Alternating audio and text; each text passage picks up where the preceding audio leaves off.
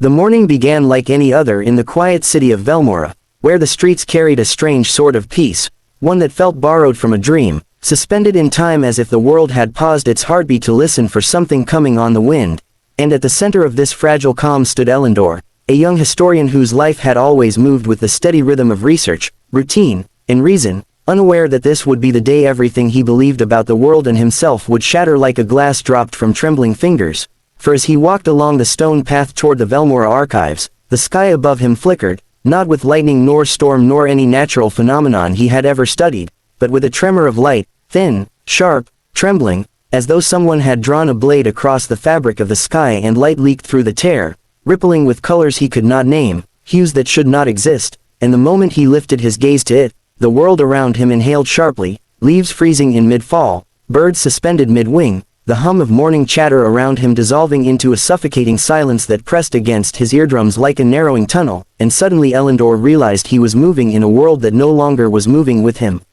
His breath clouded in the air though the temperature had not changed, his heartbeat thundered with a new, primal fear, and the strange wound in the sky pulsed once, twice, before expanding outward in a blinding bloom of silver that washed over the entire city in a wave that felt like both light and sound and thought, sweeping everything into an impossible stillness, and then, just as suddenly, time snapped back into motion, dumping sound and movement and chaos into the streets like a crashing tide as people screamed, stumbled, grasped their heads, some collapsing to their knees while others stood wide-eyed in shock, muttering about visions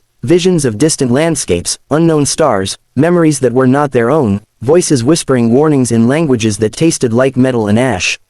Elandor staggered back, gripping a lamppost as a searing pain surged through his skull, bringing with it a single clear image, a vast desert of black sand beneath a swirling white sky, and in the distance, a structure shaped like an hourglass split open, spilling rivers of light into the ground, an image so real he could taste the dust on his tongue, feel the warmth of the air, and hear a soft, echoing voice calling his name though no one in that world should have known him. When the vision receded, Elandor found himself trembling, his breath ragged, and all around him Velmora lay in confusion, people clutching one another, others running aimlessly, some staring at the sky as if expecting it to break again. The authorities sealed off the center of the city, calling the event an atmospheric anomaly, but Elandor knew, deep in his trembling bones, that this was no natural phenomenon, no solar flare, no trick of the light. It was a message, a breach, a warning, and somehow, for reasons he could not explain, he had been directly connected to it. As he made his way to the archives, driven by instinct rather than logic, he discovered that the ancient wing, home to the city's oldest manuscripts, had collapsed inward, not in destruction, but as if something had been pulled through it, leaving behind a perfect circular void at the center of the floor where pages fluttered like frightened birds. At the edge of the void stood an elderly archivist named Saris, her face pale as moonlight, her voice barely a breath as she whispered that, "The echo has awakened," words that struck Elandor with a chill that traveled all the way to his fingertips. She handed him a small parchment, brittle with age, inked with symbols matching those he had seen pulsing in the tear in the sky. The parchment vibrated faintly, as if alive, and the moment Elandor's skin touched it, the symbols ignited with a cold blue fire that did not burn but burrowed into his mind, unlocking a torrent of fragmented memories that were not his, the cries of civilizations long vanished, the shattering of worlds, the rise of guardians sworn to protect the fragile thread of existence, and the fall of one guardian whose failure echoed across time like a wound refusing to heal. When the visions subsided, Saris told him the truth Velmora had kept hidden for centuries, that their city was one of many anchors, points in the world where reality was thin, where ancient energies seeped through from forgotten ages, and the terror in the sky was a sign that the barriers were failing once more. Elandor tried to deny it, tried to cling to logic, to the comfort of reason, but the more he fought, the louder the echo inside him grew, like a whisper urging him to remember something he had never lived, something buried deep in his bloodline.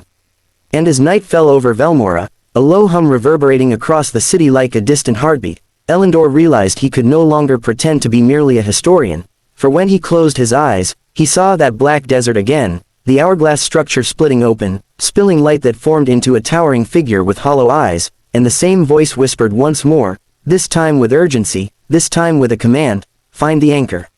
or all worlds will fall." And with that chilling directive echoing through him, Elandor stepped out into the night, unaware that forces far older than his city had already begun to move toward him, drawn by the awakening of a destiny he had never asked for but could no longer escape, and though fear coiled around his heart, A spark of determination ignited in him as well, a promise to uncover the truth, protect his world, and discover why the Echo had chosen him. For somewhere deep within the unraveling threads of fate, Elandor sensed that the survival of countless worlds now depended on him alone, and as he vanished into the labyrinthine streets of Velmora, a quiet plea rose from his soul to whoever might listen, that he would be strong enough, brave enough, and wise enough to face what was coming, for the storm had only just begun to gather, and the shadow behind the terror had already set its eyes upon him. Night in Velmora had always been gentle, a soft cradle of amber lanterns and whispering wind, but on this night the darkness felt alive, thick with a tension that coiled like smoke beneath every doorway and drifted in the silent pauses between footsteps, and as Elandor stepped into the shadowed streets,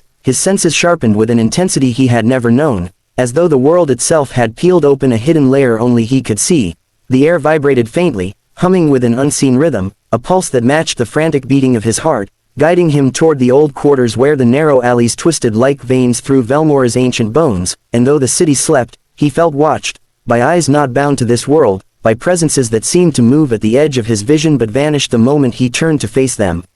The parchment he carried burned faintly against his chest, pulsing with a chill like fragmented moonlight, and every few steps the symbols upon it flickered with a subtle glow, as if eager to unveil their secrets, but Elandor sensed that deciphering them would not be a matter of intellect or study. It was something deeper, something buried in the marrow of the Echo that had awakened within him. The streets grew narrower as he walked, lanterns dimming in a wave of unnatural silence that spread outward like the breath of some colossal unseen beast, and soon he found himself standing before the ancient stone archway of the Forgotten Passageway, an abandoned district sealed generations ago after the last recorded disturbance of an anchor. The doors were chained, bound with sigils that glowed faintly against the darkness, but the moment Elandor approached, the chains quivered as though sensing his presence, then unraveled with a soft metallic sigh, falling to the ground in a delicate coil of dust and rust, leaving the entrance open to him alone. A cold wind exhaled from the passage, carrying whispers in a language that curled around his ears like a memory from another life, and though fear trembled through him, the voice inside, the Echo, murmured a silent push, compelling him forward as though destiny itself had reached out and taken his hand. The moment he stepped inside, the walls around him shifted, not physically, but through some intangible bending of reality, the bricks shimmering with ghostly blue patterns that rearranged themselves in flowing waves, forming symbols identical to those on the parchment. The ground beneath him vibrated, resonating with the hum he had followed since the sky first tore open, and he realized this place was not merely old, it was awake, aware, watching him with an ancient hunger carved into its very stones. He moved deeper, the shadows thickening, stretching upward like twisted fingers, and then the corridor opened into a vast underground chamber illuminated by columns of pale blue light that spiraled upward like frozen lightning, touching a ceiling carved with constellations that did not match any known star map of his world. And there, at the center of the chamber, stood a figure, tall and impossibly still, cloaked in a shifting mantle of smoke and fractured reflections, a being whose presence pressed against Elandor's mind like an avalanche of forgotten memories, both terrifying and mesmerizing. Its face was obscured beneath a hood that seemed woven from threads of night itself, but its eyes, two hollow voids filled with swirling white luminescence, locked onto him with a weight that sent a shiver racing down his spine. It spoke without moving, its voice echoing not in the chamber but directly inside Elandor's skull, a voice layered with countless tones, as though thousands whispered at once, "You are late, heir of the lost line."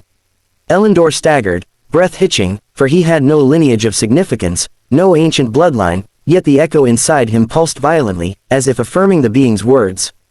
"I don't understand," he whispered aloud, his voice trembling, but the figure drifted closer, its form warping like liquid shadow, every movement bending the light around it in impossible ways. The being extended a hand, elongated, skeletal, wrapped in shifting darkness, and in its palm materialized a sphere of light, swirling with images too rapid to decipher, but Elandor caught glimpses, a city burning beneath a sky split open by a colossal rift, warriors of light falling before a shadowed titan, an hourglass collapsing, worlds folding into themselves like dying stars. "These are the futures that await," the voice murmured, heavy with sorrow and warning.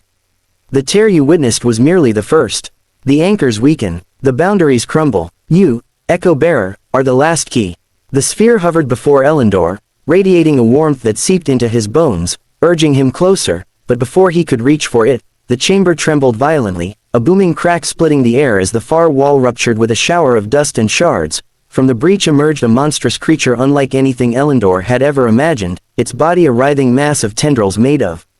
shadow and flame, its multiple eyes burning with crimson fury, its roar shaking the chamber like a storm made of nightmares.